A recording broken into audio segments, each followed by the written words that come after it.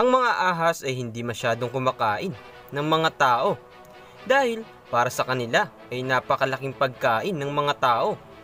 Kung ang iba ay takot at ayaw mapatay ng mga ahas, kakaiba naman ang lalaking ito dahil gusto naman niya magpakain ng buhay sa ahas. Sa bidyong ito ay pag-uusapan natin ang lalaking gustong magpakain ng buhay sa dambuhalang ahas at kung matagumpay niyang nagawa ang kanyang binabalak. Pero bago yan, kung bago ka sa channel ko at mahilig ka sa mga kwentong kakaiba at kapupulutan mo ng mga bagong kaalaman, ay maaari kang mag-subscribe sa aking channel at hihit ang notification bell para lagi kang updated sa mga future uploads ko. Huwag na natin patagalin to, kaya umpisa na natin.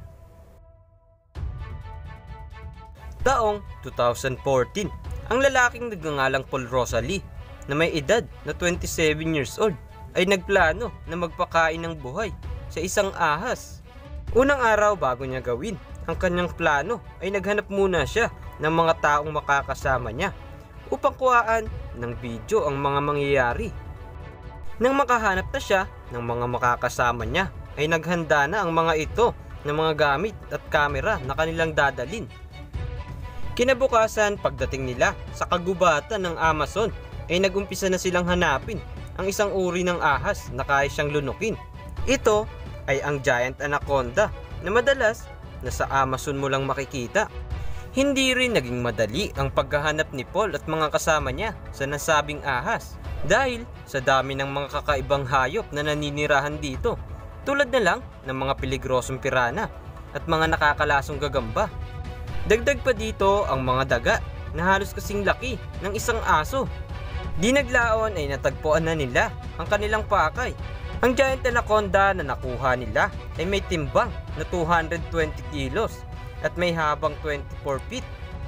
At dahil hindi masyadong mahilig ang mga anaconda sa tao, ay gumamit si Paul ng dugo ng baboy upang gustuhin siyang kainin ito.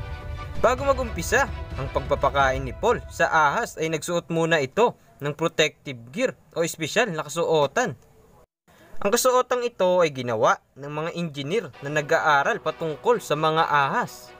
Ito ay para manatili siyang buhay kahit lingkisin siya ng ahas. Kaya naman tinawag na espesyal ang kasuotang ito dahil may oxygen ito sa loob at mga mic upang makahingi siya ng saklolo pag may problema.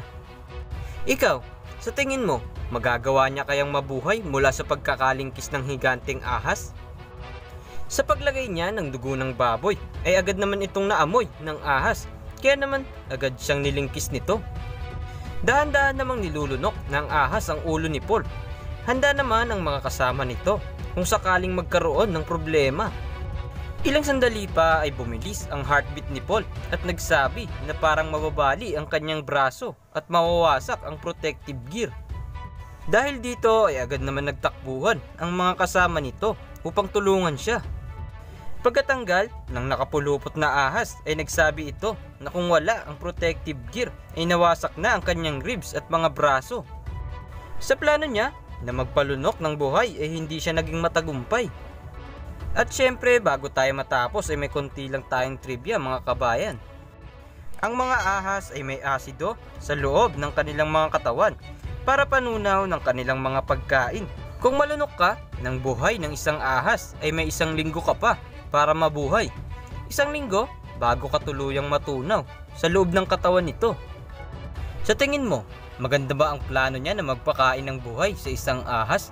At anong masasabi mo? Paki-comment mo lang sa baba ng video na ito para malaman ko ang iyong opinion. So yun mga kabayan, hanggang dito na nga lang ang ating video para sa araw na to.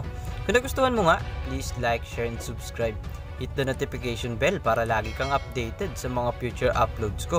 At huwag kalimutang panoorin rin ang video kong ito na babaeng natagpuan sa loob ng katawan ng ahas na sigurado akong ikamamangha mo at maaawa ka sa sinapit nito. Hanggang dito na lang. Maraming salamat.